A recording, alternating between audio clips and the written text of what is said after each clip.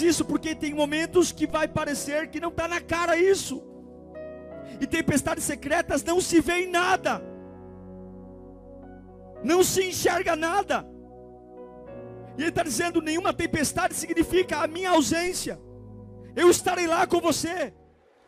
A graça e a paz, muito bom ter você aqui no canal. E nosso objetivo é partilhar a palavra de Deus. Hoje a gente vai falar sobre um tema muito importante: tempestades secretas, o suicídio.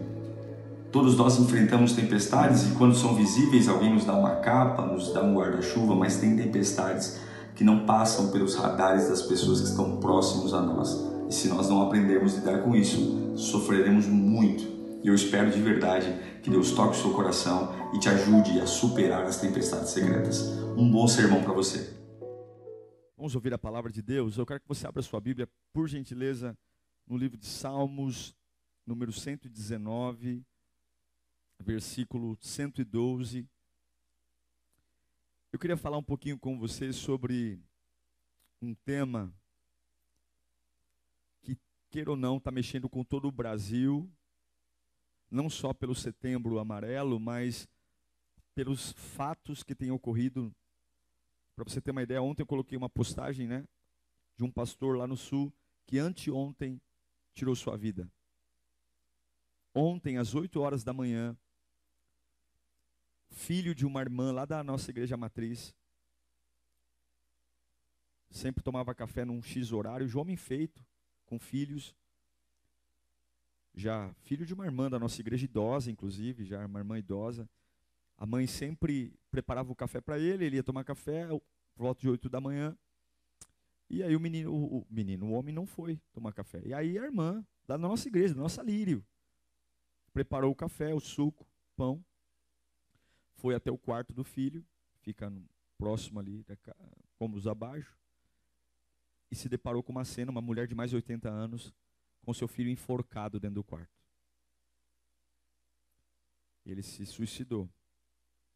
Um homem maduro, com pai de família, 2 filhos, enfim, uma série de problemas, mas enfim. Esses dias uma pessoa me perguntou: pastor, o senhor ouve todo mundo, né? Quem ouve o senhor?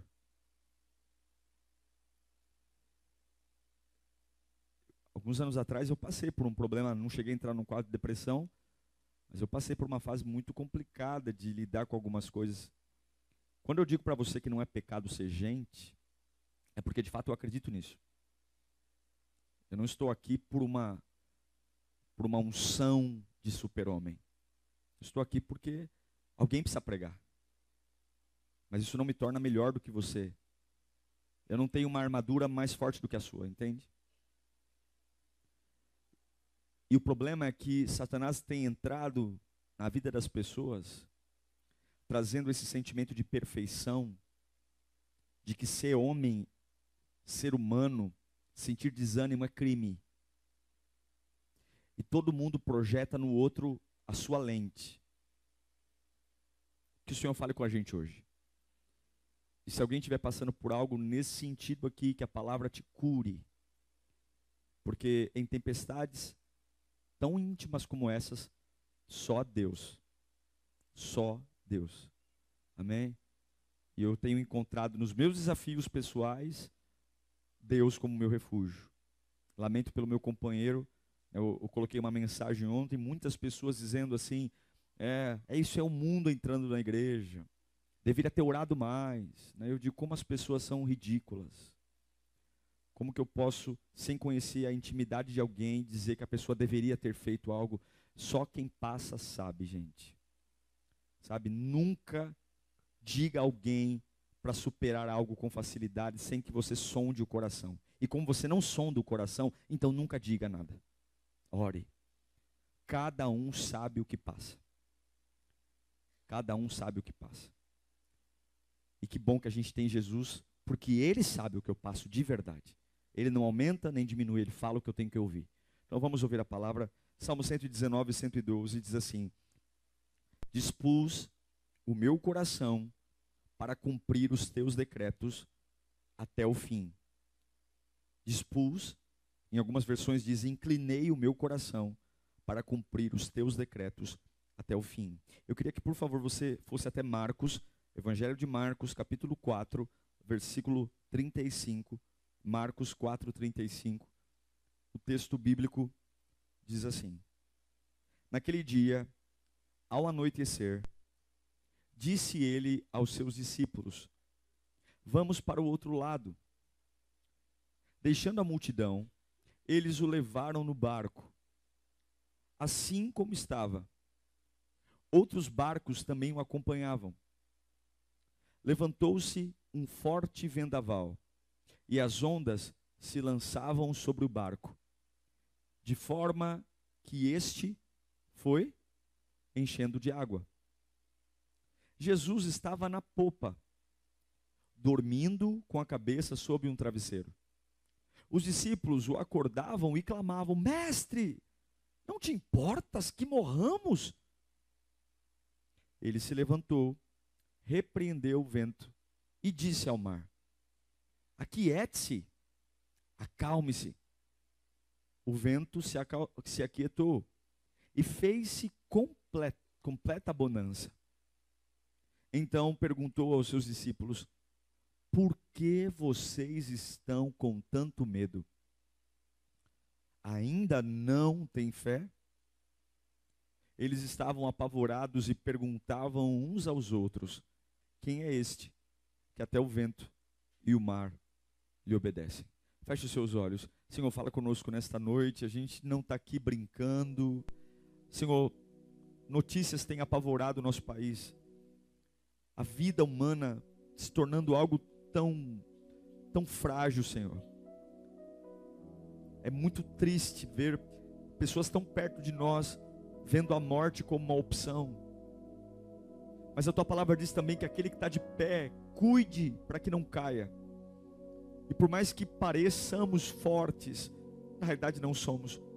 Ajuda-nos a ouvir a Tua voz, a voz que fala com a minha alma, a voz que se comunica comigo, que sabe como eu funciono, que sabe quem eu sou e que tem palavras certas para os vazios que existem em mim.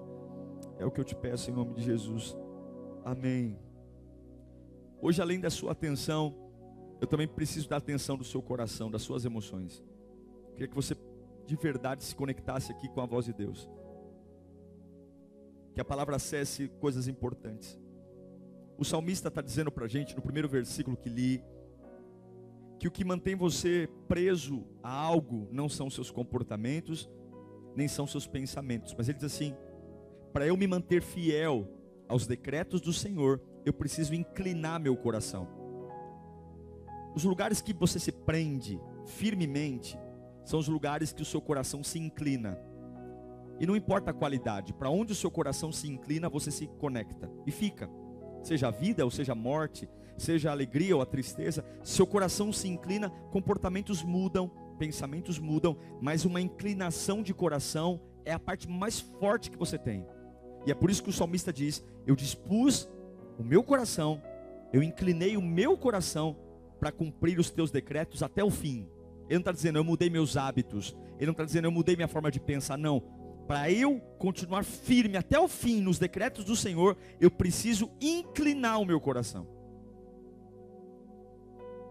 E aí eu li um outro texto para vocês, que fala de um episódio muito importante. Jesus prega o dia inteiro, e agora decide ir para outra margem, para Gadara, encontrar um homem endemoniado, enfim. Só que nesse percurso, ele está tão cansado, ele pregou o dia inteiro, ele dorme.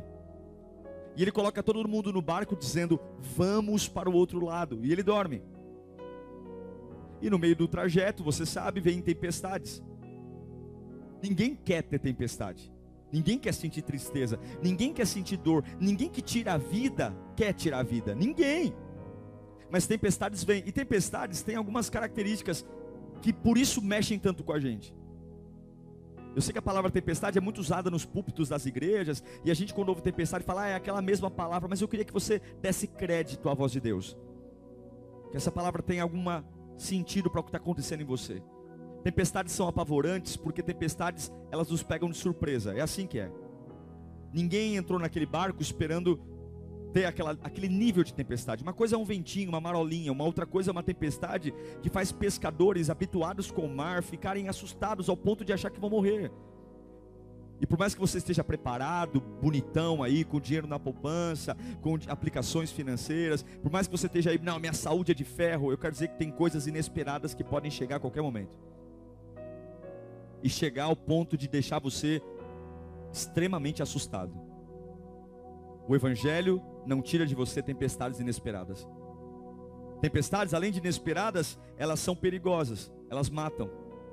Recentemente, um casal estava no litoral de São Paulo, veio uma tempestade no seu iate, a moça caiu, vocês viram isso? Ela caiu no mar e morreu. Tempestades matam, tempestades tiram dinheiro, tempestades nos adoecem. Não fique achando que tempestade é só cabelo molhado, não. Tempestade é dura. Tempestades, além de inesperadas, extremamente perigosas, tempestades são inadministráveis. Veja, recentemente vimos em Orlando, na Flórida, a maior potência do mundo, o maior país do mundo, o país mais rico do mundo, simplesmente vulnerável diante de uma tempestade. O que os Estados Unidos podem fazer? Eles podem lançar mísseis, eles podem controlar o espaço aéreo, mas diante de um ciclone, o que eles vão fazer? As tempestades são não dá para administrar. Não tem como. Tempestades, a gente tem que esperar ela passar para ver o estrago. Tempestades são surpreendentes. E elas podem transformar ruas que a gente vai comprar pão em lugares assustadores. Tudo porque ela vai estar lá. Casas que a gente sempre falou, meu, que alegria morar nessa casa. De repente a nossa casa parece aquele... Já viu aquele brinquedo no parque? Que você entra, não sei o que, do terror, como que é que chama? Vocês nunca foram nesse negócio? Vocês são evangélicos, né? Como é que chama aquele negócio do terror? Não sei o que é assombrado, como que é? Castelo do terror. Tem hora que a nossa casa parece um castelo do terror, não é? Tem hora que a nossa empresa, aquela empresa que você sempre trabalhou, que você tinha o prazer de ir lá, de repente parece que você está naquele carrinho do castelo do terror do parquinho, aparecendo bicho de todo lado. Agora, abra bem seus ouvidos. Mesmo sendo cruéis, sem poder de administração, jamais permita, presta atenção, jamais permita que a presença de uma tempestade indique a ausência de Deus. Eu vou repetir. Por mais difícil que seja, nenhuma tempestade indica a ausência de Deus.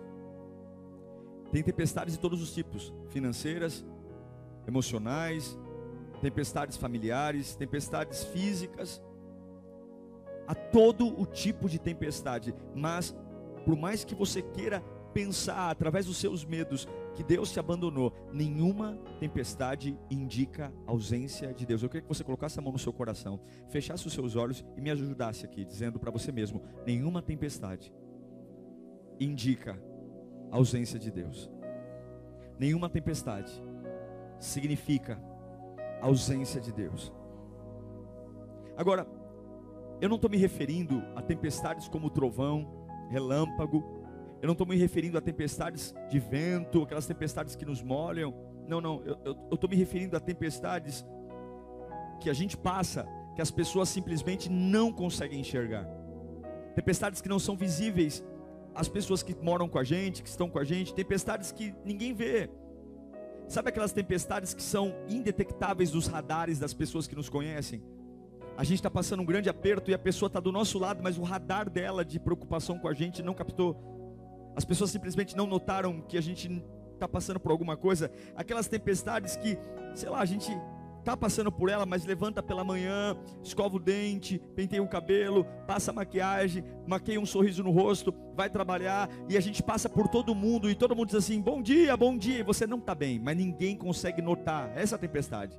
Você está desesperado porque você está passando por todo mundo, e ninguém está notando nada, e você não está bem. Você sabe que dentro de você existe uma fúria, algo tremendo, e que não dá para administrar. Alguém já passou por uma tempestade assim? Nós chamamos de tempestades secretas, Tempestades que são indetectáveis os radares das pessoas que nos amam ou que estão perto da gente. E elas não detectam porque não nos amam ou porque não gostam da gente. Não detectam porque não tem esse poder. Veja, quando você está passando por uma tempestade física, alguém vai te dar um guarda-chuva. Quando você está passando por uma tempestade física, alguém pode te oferecer uma capa, um abrigo, uma balsa, para você atravessar um barco. Mas quando você está passando por uma tempestade secreta, as pessoas não vão te oferecer nada, porque simplesmente o radar delas não detecta. E você pode ficar furioso com isso, porque simplesmente elas não vão entender, e não tem como entender mesmo. Porque ninguém nunca vai entender o que é o sofrimento. Quando você está passando por uma tempestade secreta, não tem conforto.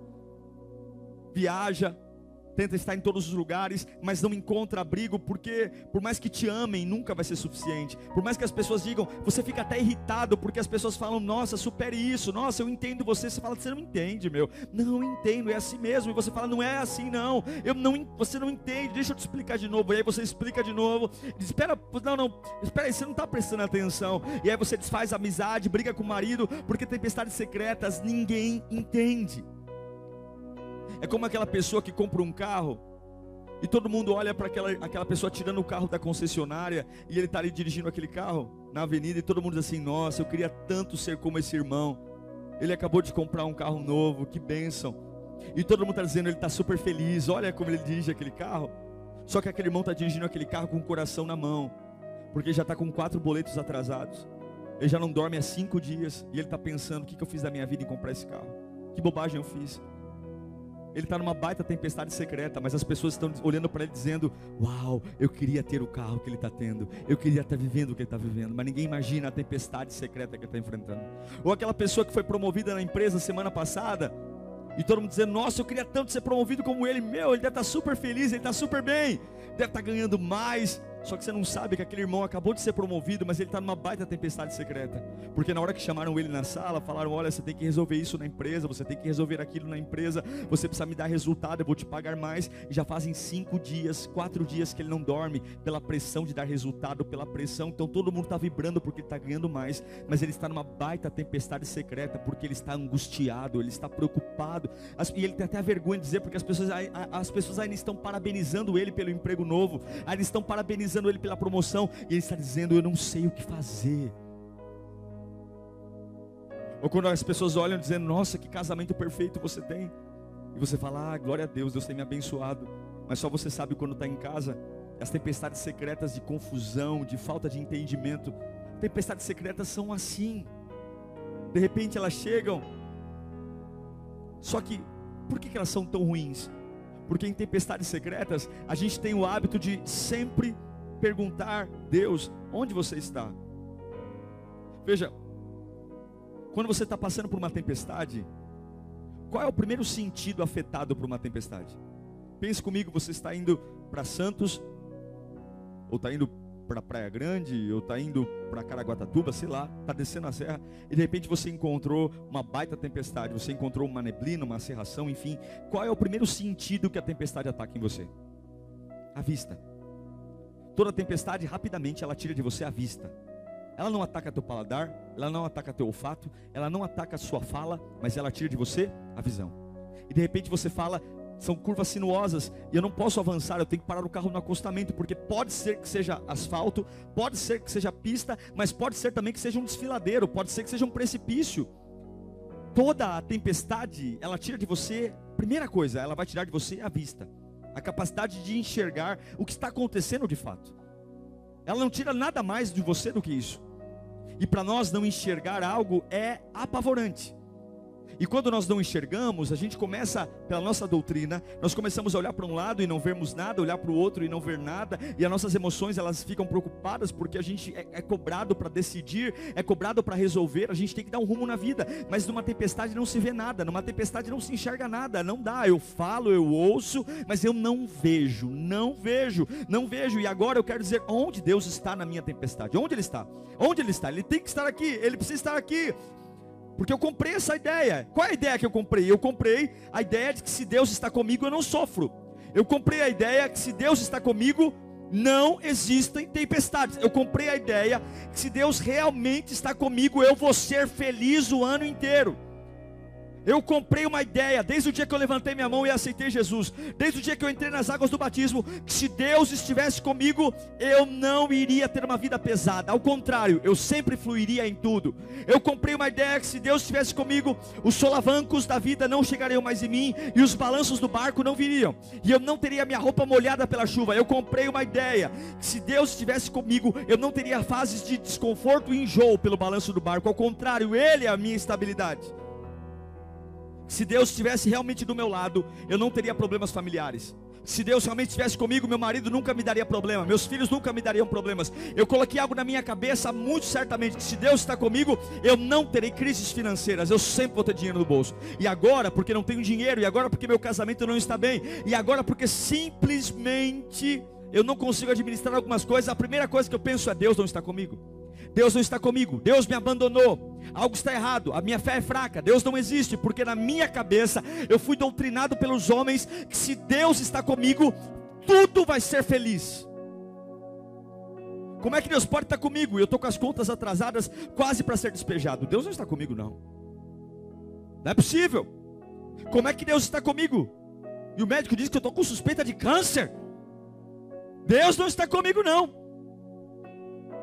E é desesperador, porque quando vem essa tempestade, eu quero tanto ver alguma coisa, mas lembre-se, a primeira coisa que a tempestade tira de você é a vista. Mas eu quero tanto ver, e eu começo a perguntar para as pessoas: o que você acha? E aí tem gente que não me entende falando coisas que não entendem para mim. E eu, desesperado para enxergar, começo a trazer verdades que na verdade são mentiras, ideias soltas de pessoas piores do que eu, para trazer rumo para a minha vida que está mais perdida que tudo. Mas se Deus está comigo, por que meu filho morreu? Deus está comigo, por que a minha casa está esse inferno? Como pode? Eu procuro por Ele e não acho.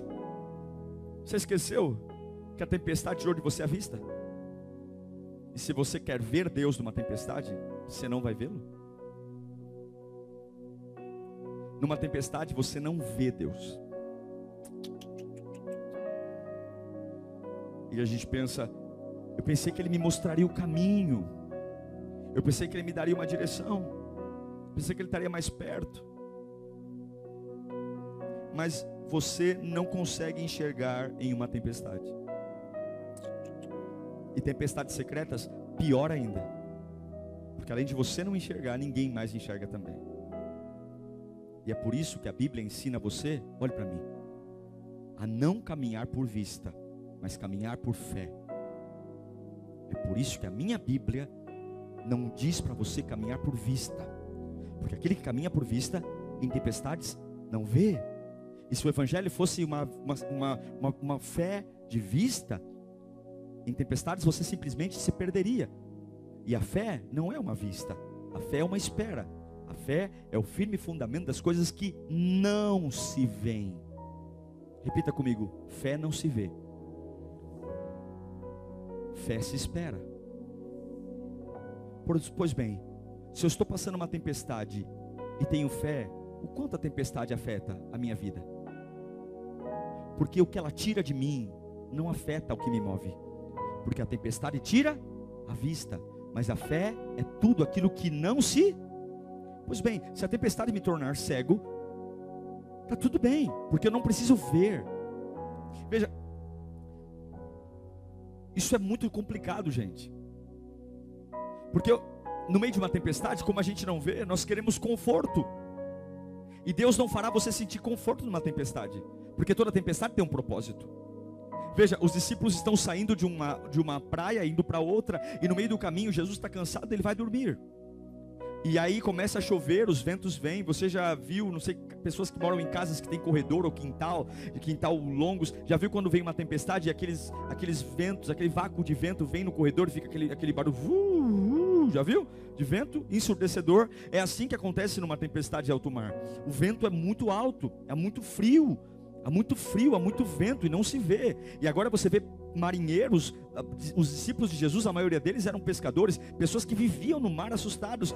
E ali a roupa começa a molhar, o cabelo começa a molhar, o barco começa a balançar e eles começam a temer a morte. Mas veja, Jesus está onde? Jesus pulou para um bote salva-vidas? Jesus pulou para um barco acessório? Jesus mergulhou e foi nadando para a praia? O problema é que o fato de não ver que o barco está balançando não tira a razão de que Jesus está no barco. E Jesus não está no barco numa cabine diferente. Ele não está no barco numa cabine especial. A roupa de Jesus está se molhando tanto quanto a sua. Os cabelos de Jesus estão se molhando tanto quanto os seus. O corpo de Jesus balança numa tempestade tanto quanto o seu. Ou você acha que Jesus estava flutuando naquele barco? Ou você acha que o mesmo barco que balançava o corpo de Pedro, de Mateus, também não balançava o corpo de Jesus? A realidade é que essa tempestade, ela não vai negar a presença de Deus. Ela só vai negar a ausência, ou vai negar a presença de Deus se você permitir. Se você acha que Deus faz o melhor trabalho dele quando você está cantando, você está enganado.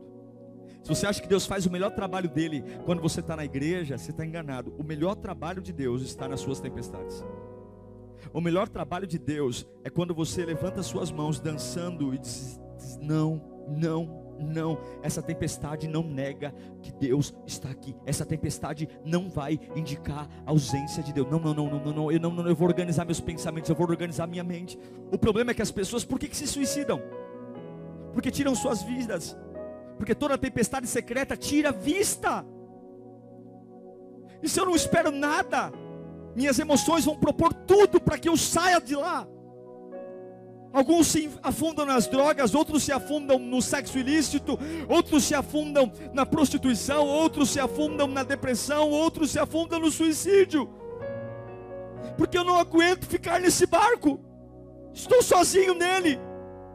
Mas nenhuma tempestade indica a ausência de Deus. Deixa eu falar com a tua alma agora. Deixa eu falar com as tuas emoções agora. Deixa essa palavra chegar dentro de você. Por pior que seja o que você está fazendo e vivendo, essa tempestade não indica a ausência de Deus. Satanás vai largar tua mente agora. O diabo vai largar teus pensamentos agora. Você que está me assistindo pela internet, nenhuma tempestade indica a ausência de Deus.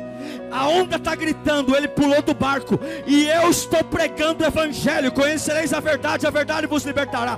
Nenhuma, você que está pensando em se suicidar aí, nenhuma tempestade, joga esse veneno fora. Nenhuma tempestade indica a ausência de Deus. Nenhuma.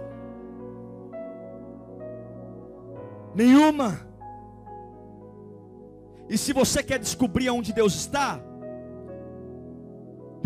morando nessa tempestade.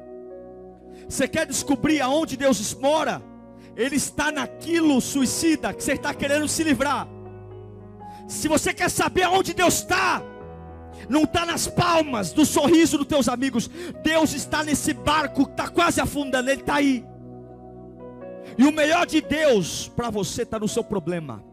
O melhor de Deus não está nessa viagem que você quer fazer. O melhor de Deus não está nessa fuga. O melhor de Deus está no seu problema. O melhor de Deus está no seu desgosto. O melhor de Deus está nisso que você não enxerga. E é desesperador saber se tem asfalto ou se tem precipício. Você quer parar o carro no acostamento, mas a mente diz: não, continua dirigindo. Continua dirigindo. Mesmo tendo o carro que você dirija, vai lá. É uma pressão, é uma bagunça.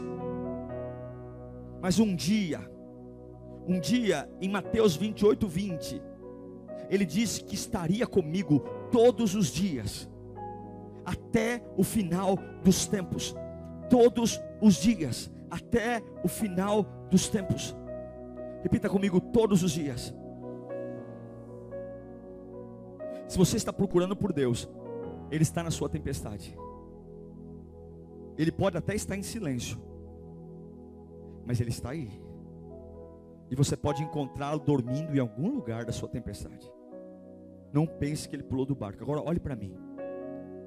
Você só faz uma promessa quando em algum momento pode existir a dúvida de que aquilo que você vai fazer aconteça. Quando Deus promete que vai estar com você até o final dos tempos, deixe-me falar algumas coisas sobre promessas. Presta atenção. Toda vez que Deus te prometer algo, prepare-se para ter problemas. Porque a promessa é um lembrete de que em algum momento Ele vai cumprir algo que parece que Ele não vai cumprir. É por isso que Ele fala antes.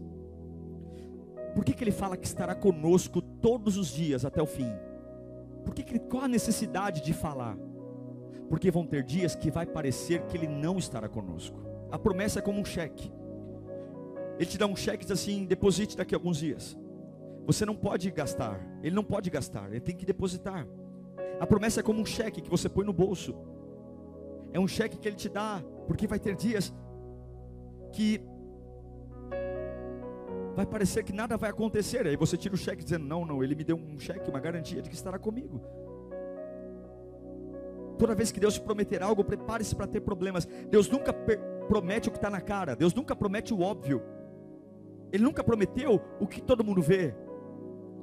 E qual a importância de uma promessa? Se você só faz promessa quando você sabe que tem algo para vir que vai fazer você duvidar. Então você promete. Você promete. A promessa é uma garantia. A promessa é um cheque que você dá para alguém dizendo: olha, se você precisar, deposita.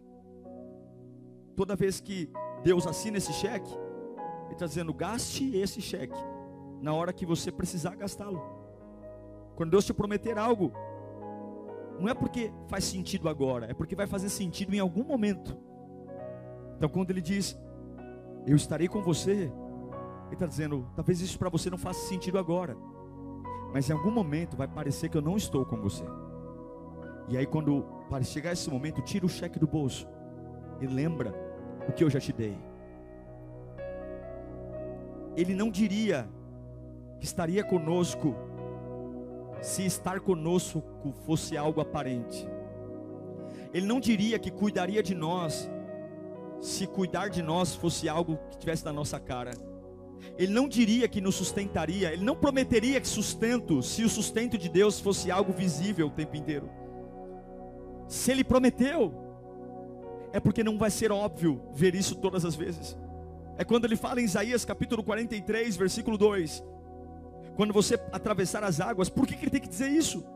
Quando você atravessar as águas, eu estarei com você. Porque vai parecer que Ele não está. Então tem um cheque no bolso. Eu estou entrando nas águas, estou me afogando, tiro o cheque do bolso. Pois bem, eu não vou morrer afogado, porque Ele estará comigo. Quando você atravessar os rios, eles não te encobrirão. Quando você andar através do fogo, não se queimará. Chamas não arderão em brasas. Por que Deus diz isso? Porque tem momentos que vai parecer que não está na cara isso. E tempestades secretas não se vê em nada. Não se enxerga nada. E Ele está dizendo: nenhuma tempestade significa a minha ausência. Eu estarei lá com você. Você pode não me ver, você pode não me ouvir, você pode não me sentir, mas não duvide, eu estou lá com você. E eu sei que tem pessoas aqui hoje que não estão vendo nada, não estão sentindo nada, e não estão ouvindo nada, só ventos. E Deus manda eu dizer que o fato de você não ver, não ouvir, não sentir, não indica que Ele não esteja com você. Ele está com você. Ele está com você. Está com você em todos os momentos. Se você está ouvindo essa palavra, eu sei que tem muitas pessoas que você está desacreditado porque não entendem. É desesperador quando você tenta contar o que está acontecendo e as pessoas não entendem.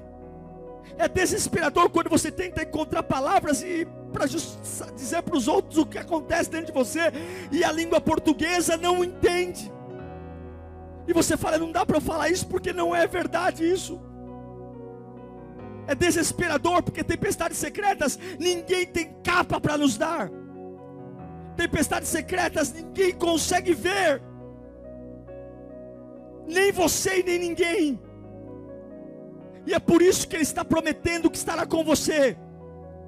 Para que quando as tempestades secretas chegarem e as tuas emoções tentarem encontrar um conforto para você se livrar dela, propondo um chumbinho, propondo uma corda no pescoço, propondo se atirar de uma ponte, porque elas vão dizer para você que a saída está fora da tempestade.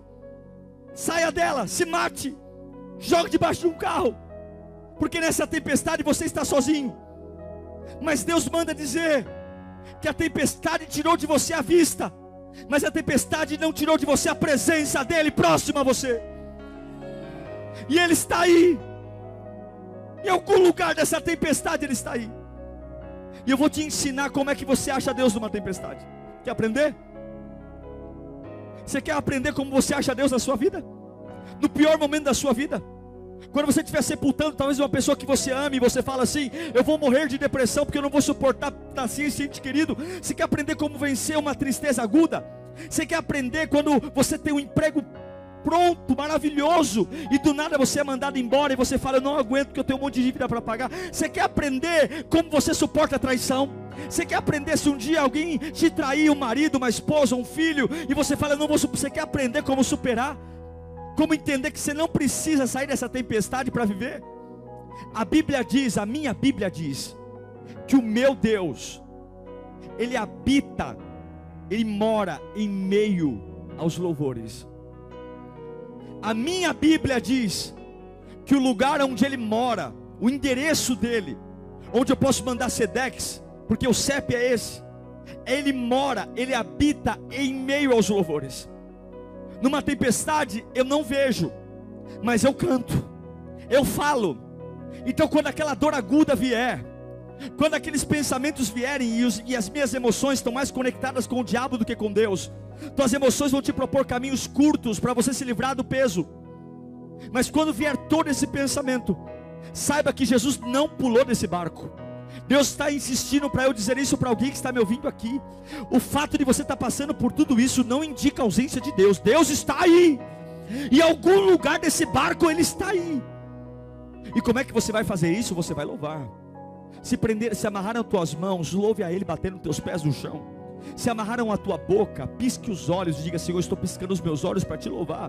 Senhor, se amarrarem tuas mãos e arrancarem teus olhos, diga para Deus que as batidas do teu coração estão louvando a Ele. Mas se o Popeye, ele consegue força comendo espinafre, se alguns super-heróis precisam de alguma coisa para você se erguer no meio de uma tempestade, é só você louvar o Senhor. Ele habita em meio aos louvores. Sabe como alguns encontram demônios fazendo macumba, alguns encontram demônios fazendo despachos, alguns encontram demônios. Você quer encontrar a tua real força? Você quer encontrar a tua melhor versão? Fecha o banheiro da empresa, dobra o joelho e levanta um louvor a Ele. Você vai cair nos pés dEle, você vai cair diante dEle, e no meio da tempestade, Ele é maior que o desejo suicida, Ele é maior que a morte, Ele é maior que a dúvida, Ele é maior que a dor, Ele é maior que o câncer, Ele é mais alto do que os problemas, Ele é mais alto que a pressão, Ele é maior que a traição, Ele é maior que o abandono, Ele é maior que a solidão, Ele é maior que a angústia, Ele é maior que a agonia, Ele é maior que a AIDS, Ele é maior que a pressão, Ele é maior que o desprezo, Ele é maior que a dívida.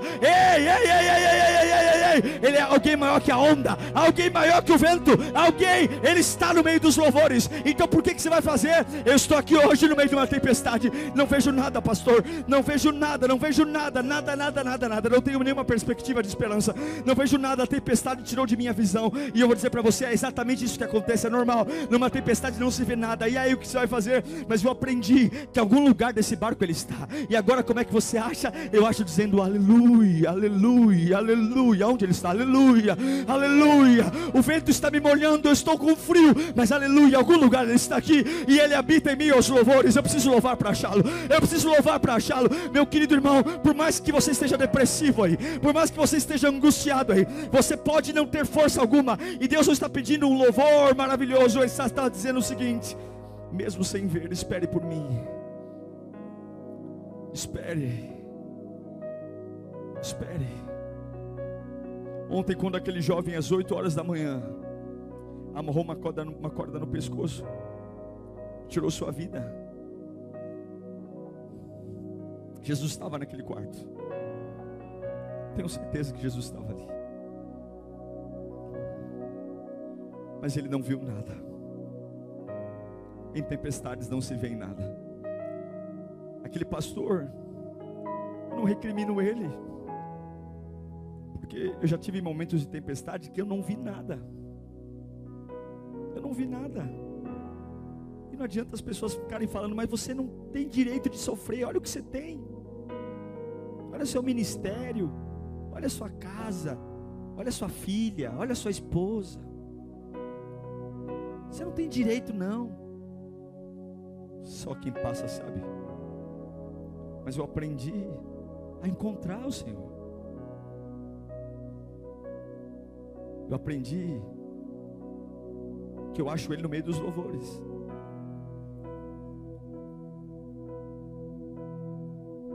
Você quer encontrar Deus? Ele está morando no meio da tua tempestade, no meio dos seus problemas. Mas louve Ele.